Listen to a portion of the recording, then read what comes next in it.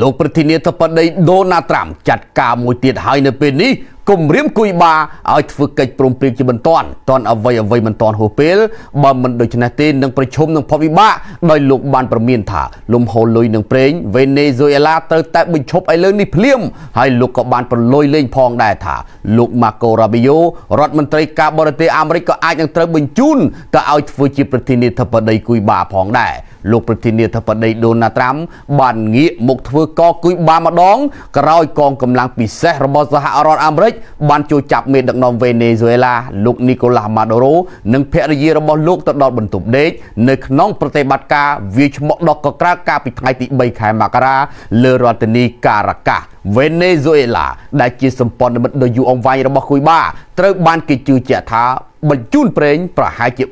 35,000 បារ៉ែលនៅក្នុងមួយថ្ងៃមកកាន់គួយបាគណៈលោកដូណាល់ត្រាំព្រមមានដោយខាងលើរដ្ឋមន្ត្រីការបរទេសគួយបាបានឆ្លើយតបវិញថាប្រទេសរបស់លោករក្សាសិទ្ធិនៅក្នុងការនាំចូលប្រេងឥន្ធនៈដោយគ្មាននរណាអាចមកជ្រៀតជ្រែកបាននោះទេគណៈប្រធានាធិបតីគួយបាបានលើកឡើងថាគ្មាននរណាអាចមកបង្គាប់យើងថាតើគួរធ្វើនេះឬក៏ធ្វើនោះបាននោះទេ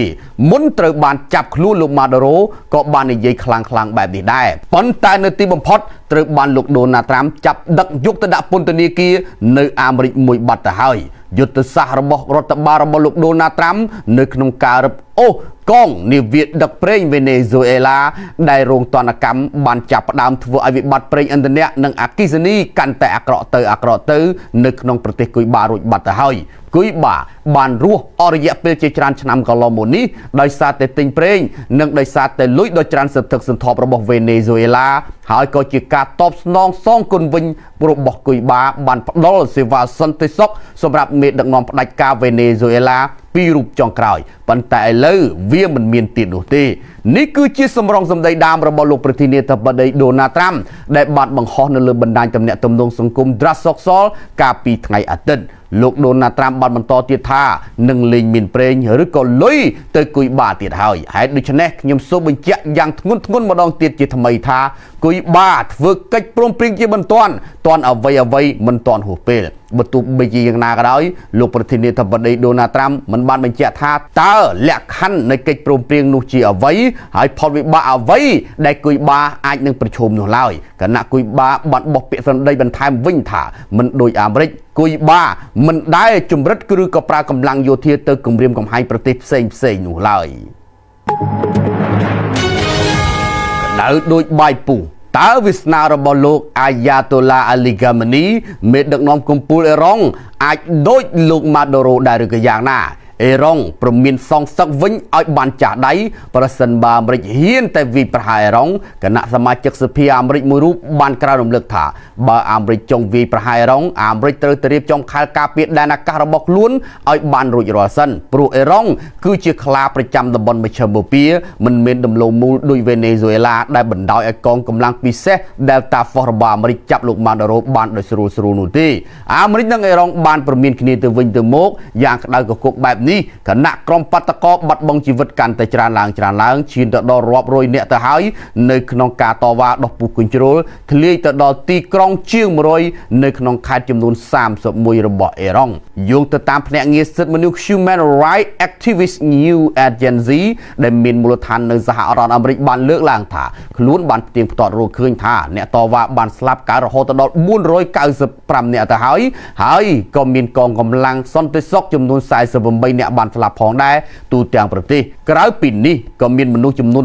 1600នាក់ត្រូវបានចាប់ខ្លួនផងដែរនៅក្នុងការតវ៉ាប្រហែលជាកន្លះខែមកនេះអាមេរិកបានប្រមានម្ដងហើយម្ដងទៀតថានឹងធ្វើអន្តរាគមន៍នៅអេរ៉ុងប្រសិនបើរបបលោកអាយ៉ាតូឡាអាលីហ្កាម៉ានីនៅតែបន្តសម្លាប់អ្នកតវ៉ាក៏ប៉ុន្តែកាលពីថ្ងៃអាទិត្យលោកប្រធានាធិបតីដូណាល់ត្រាំបានលើកឡើងថាមេដឹកនាំអេរ៉ុងបានហៅទូរស័ព្ទមកលោកប្រាប់ថាពួកគេចង់ចរចាបើទោះបីជាយ៉ាងណាក៏ដោយលោកត្រាំបានបញ្ជាក់ថាអាមេរិកប្រហែលជាចាត់ការអេរ៉ុងមុនមានកិច្ចប្រជុំណាមួយផងដែរ លោកដូណាល់ត្រាំកន្លងមកមិនបានប្រាប់លម្អិតអំពីចំណាត់ការរបស់សហរដ្ឋអាមេរិកនៅក្នុងការធ្វើអន្តរាគមន៍នោះទេប៉ុន្តែកាលពីថ្ងៃអាទិត្យលោកបានបង្ហើបថាអាមេរិកកំពុងតែថ្លឹងថ្លែងមើលជំរឿសខ្លាំងមួយចំនួនរួមមានជំរុញប្រភពប្រឆាំងរដ្ឋាភិបាលអេរ៉ុងតាមអនឡាញដោយត្រូវប្រើបណ្ដាញអ៊ីនធឺណិតដែលមានឈ្មោះថា Starlink របស់លោក Elon Musk ប្រើអាវុធ Cyber ប្រឆាំងនឹងយោធាអេរ៉ុងដាក់ទណ្ឌកម្មបន្ថែមលើអេរ៉ុងជាដើមហើយជំរឿសដ៏ធ្ងន់ធ្ងរបំផុតគឺប្រើកងកម្លាំងយោធាវាយប្រហារផ្ដួលរំលំរបបរបស់លោកអាយ៉ាតូឡាអាលីហ្គាមេនីជាដើមក៏ប៉ុន្តែប្រធានសភាអេរ៉ុងបានពមៀនបកទៅវិញថាប្រសិនបើអាមេរិកហ៊ានតែវាយប្រហារអេរ៉ុងអញ្ចឹងទាំងអ៊ីស្រាអែលទាំងយោធាអាមេរិកនិងមជ្ឈមណ្ឌលដឹកជញ្ជូននៅក្នុងតំបន់មជ្ឈមបូព៌ាកុំសមានថារួចខ្លួនឯសោះនឹងក្លាយជាគោលដៅវាយប្រហារស្របច្បាប់របស់អេរ៉ុងជាក់ជាមិនខានអេរ៉ុងគឺជាខ្លាប្រចាំតំបន់មជ្ឈមបូព៌ាបើលេងត្រឹមមួយទល់នឹងមួយជាមួយនឹងអ៊ីស្រាអែលថាមិនត្រូវអ៊ីស្រាអែលអាចខ្ចប់ក្រោមដៃអេរ៉ុងបើគ្មានអាមេរិកជួយជាក់ស្ដែងអំឡុងសង្គ្រាមរយៈពេល12ថ្ងៃកន្លងមកនេះអ៊ីស្រាអែលប៊ីសនឹងសភ្នែកម្ដងរួចមកហើយក្រោមកំពូលមីស៊ីលរបស់អេរ៉ុងបុកទម្លុះសំណាញ់ដែកដ៏ក្រាស់ឃ្មឹករបស់អ៊ីស្រាអែលបានសម្រេចបើទោះបីជាអាយរ៉ាន់ដុំខ្លាំងប៉ុណ្ណាក៏ទប់មិនជាប់ដែរប៉ុន្តែលើកនេះអាមេរិកគឺជាអ្នកចេញមកវាយប្រហារដោយផ្ទាល់ហេតុដូច្នេះចង់ឬក៏មិនចង់អេរ៉ុងប្រហែលជាគ្មានគីឡូជាមួយអាមេរិកនោះឡើយរកឃើញហើយខែការពីដែនអាកាសដែលអាចទាញទម្លាក់ F16 ឲ្យធ្លាក់ដល់ដីបានយន្តហោះចម្បាំង F16 ដែលផលិតដោយសហរដ្ឋអាមេរិកត្រូវបានបាញ់ទម្លាក់ដោយប្រព័ន្ធមីស៊ីលការពារដែនអាកាស S300 របស់រុស្ស៊ីនៅក្នុងប្រទេសអ៊ុយក្រែននេះបើយោងតាមការចេញផ្សាយដោយកាសែត RT នៅថ្ងៃទី11ខែមករាឆ្នាំ2026មេបញ្ជាការមួយរូបរបស់រុស្ស៊ីបាននិយាយថាខែការពារដែនអាកាស S300 របស់ខ្លួនបានបាញ់ទម្លាក់យន្តហោះចម្បាំង F16 ដែលផលិតដោយសហរដ្ឋអាមេរិកខណៈកំពុងតែប្រតិបត្តិការដោយអ៊ុយក្រែននៅក្នុងបទសម្ភាសន៍មួយដែលបានចាក់ផ្សាយតាមទូរទស្សន៍ Russian One TV កាលពីថ្ងៃអាទិត្យមេបញ្ជាការរុស្ស៊ីរូបនេះបានប្រាប់កាសែតដែលមានឈ្មោះថា Vladimir Zoloyev ថាយន្តហោះដែលផ្គត់ផ្គង់ដោយសហរដ្ឋអាមេរិកគឺជាគោលដៅដ៏គួរឲ្យចាប់អារម្មណ៍បំផុតដែលអង្គភាពរបស់លោកបានបាញ់ទម្លាក់លោកបាននិយាយថាខែលការពារដែនអាកាស S300 បានបាញ់មីស៊ីល2គ្រាប់ទៅកាន់យន្តហោះចម្បាំង S16 ដោយគ្រាប់ទី1បានធ្វើយន្តហោះនេះខូចខាតហើយគ្រាប់ទី2កំទេចផ្ដាច់យកតែម្ដងមេបញ្ជាការរូបនេះដែលគេហៅត្រឹមថា server បានបន្តឲ្យដឹងថាអង្គភាពរបស់លោកបានចាយពេលរៀងច្រើនដែរដើម្បីរៀបចំសម្រាប់ប្រតិបត្តិការបាញ់ទម្លាក់នេះពលគឺបានតាមដានផងទន្ទឹងរង់ចាំផងលោក server បានបន្តថាសត្រូវបានអួតអាងថា S16 នេះមិនអាចបំផ្លាញឬក៏ទម្លាក់បានទេប៉ុន្តែជាក់ស្ដែងឥឡូវវាបានធ្លាក់ពីលើមេឃដូចអ្វីអញ្ចឹងដែរបើទោះបីជាយ៉ាងណាក៏ដោយលោកមិនបានបញ្ជាក់ថាតើហេតុការណ៍បាញ់ទម្លាក់នេះកើតមានឡើងនៅពេលណានោះទេសម្រាប់អ៊ុយក្រែនគឺចាប់ផ្ដើមទទួលបានយន្តហោះ S16 នៅក្នុងខែសីហាឆ្នាំ2024ហើយចាប់ពីពេលនោះមកវាបានធ្លាក់អស់4គ្រឿងហើយនៅក្នុងការប្រយុទ្ធរាប់ទាំងមួយគ្រឿងចុងក្រោយផងដែរយោងទៅតាម Business Insider បានបង្ហាញថាទីក្រុងគៀវទទួលបានជាផ្លូវការនៅយន្តហោះចម្បាំង S16 ចំនួន44គ្រឿងនៅក្នុងចំណោម87គ្រឿងដែលបានសន្យាផ្ដល់ដល់អ្នកគាំទ្រនៅអឺរ៉ុប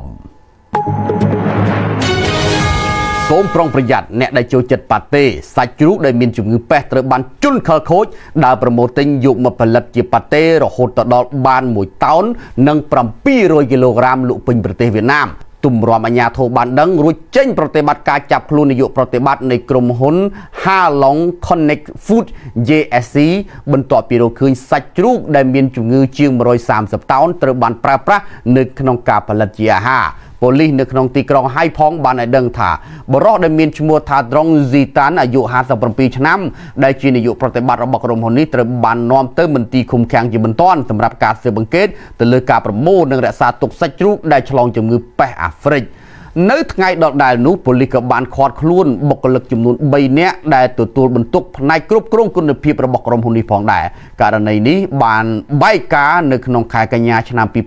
2025នៅពេលដែលប៉ូលីសសេដ្ឋកិច្ចរបស់ទីក្រុងហៃផងបានស្ទាក់ចាប់រថយន្ត2គ្រឿងដែលទុកសាច់ជ្រូក1តោននិង200គីឡូក្រាមដែលមិនស្គាល់ពីប្រភពដើមក្រោយមកក៏ធ្វើតេស្តបានបញ្ជាក់ថាសាច់នោះគឺមានផ្ទុកជំងឺ ប៉េះជ្រូកអាហ្វ្រិកនៅពេលដែលមានការស៊ើបអង្កេតបានពង្រីកអាជ្ញាធរបានរកឃើញសាច់ជ្រូកដែលមានជំងឺនេះប្រហែលជា130តោនដែលរក្សាទុកនៅឃ្លាំងក្លាសេរបស់ក្រុមហ៊ុនហាឡុងហើយប៉ូលីសបាននិយាយថានៅក្នុងចំណោមសាច់ជ្រូកដែលមានមេរោគនេះក្រុមហ៊ុនខាងលើបានកែច្នៃទៅជាប៉ាតេជាង1តោននិង